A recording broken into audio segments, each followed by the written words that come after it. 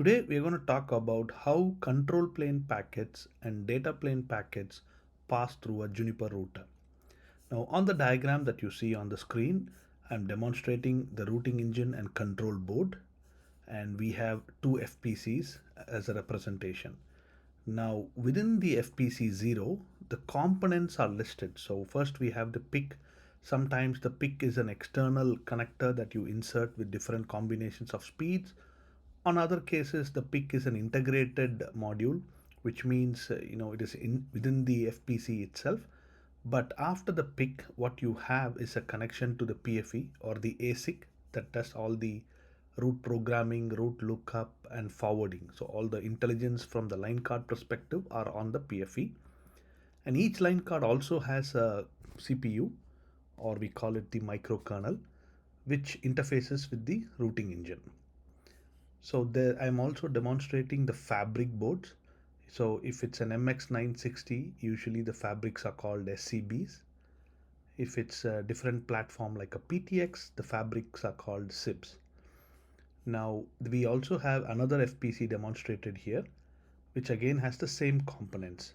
So what I mean by control plane traffic is protocols that have well-known information like BGP, OSPF, ARP, TTL. These are just a few of the control plane packets. When the destination of these packets belong to any of the router's IP, or if the destination IP address is a well-known multicast. For example, if an OSPF packet is arriving on the Juniper, if the destination is 224.0.0.5, this is a well-known multicast address. And if OSPF is configured on the router, those packets are taken up to the routing engine for processing. In terms of BGP, the destination will be most likely the interface address of the Juniper or the loopback address of the Juniper. In those cases also, those packets will be taken up to the routing engine.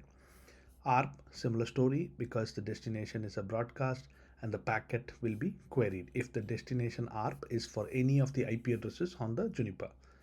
The same is the case with TTL. So packets that are transit, in this case for TTL, it is not only packets with destination address belonging to the router. If it is a transit packet, a packet for where the destination IP address belongs to a device that is beyond the router, the Juniper router, but if the TTL for that packet is 1, those packets have to be taken up to the routing engine, or they will be processed by the CPU on the line card. So there are different flavors in how TTL packets are handled.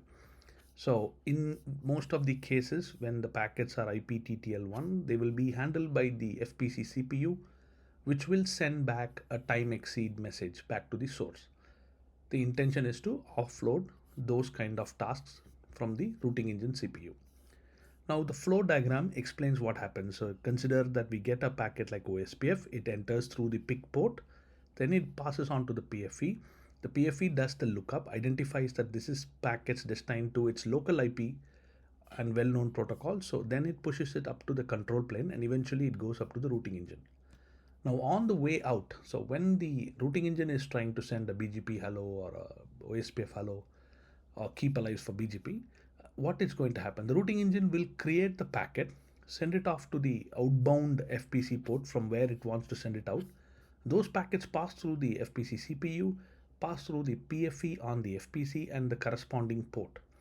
Now, one interesting point is on the outbound, when the packets are generated, when the control packets are generated, the routing engine will do the lookup and also the packet encapsulation. So when it passes through the PFE really doesn't have to do much of a lookup because the routing engine has already done all the job. PFE in this case will be a pass through. This is how control plane traffic flow happens within a Juniper router. Now if we look at data plane, now when we talk about data plane traffic, when the packets have a destination IP that belongs to a remote end device. So here in this diagram, I'm just demonstrating, I have some ingress device, but the topic we are discussing here is about a transit node. When I am a transit node and I get a packet, when the transit node in this case obviously is Juniper, and if it gets a packet with the destination as the egress node, how does that packet processing happen in Juniper? So here we are taking two scenarios. If the transit IP packet, so this is an IP transit packet with destination as the remote egress node, when the packet enters the PIC, It passes on to the PFE first, and the PFE does a IP route lookup or an MPLS lookup if the packet is an MPLS. I've already posted some videos about how to identify IP route programming or MPLS programming on the PFE on the channel. You can refer to those videos. In those same logics are applied. So when the packet came into the PFE did a lookup, identified if, in this case, I'm talking about an IP destination packet, it will know that those packets are reachable through an egress FPC1 via a particular port. So this PFE, the ingress PFE FPC0, will now send the packet through the fabric because the FPCs communicate through the other FPCs via the fabric. So those packets are sent via the fabric. Once it reaches the egress PFE or the egress FPC itself, another lookup is done to add the corresponding layer 2 encapsulations, and the packets are sent out. Same logic is used for MPLS as well. If the packet arriving is an MPLS, it hits the ingress PFE, the MPLS label programming is checked. If the relevant swap or if the relevant pop has to happen, that decision is done on the ingress. The packets are sent via the fabric, and the fabric will reach it through the egress PFE and go out to the destination. Hope this is useful. Bye for now.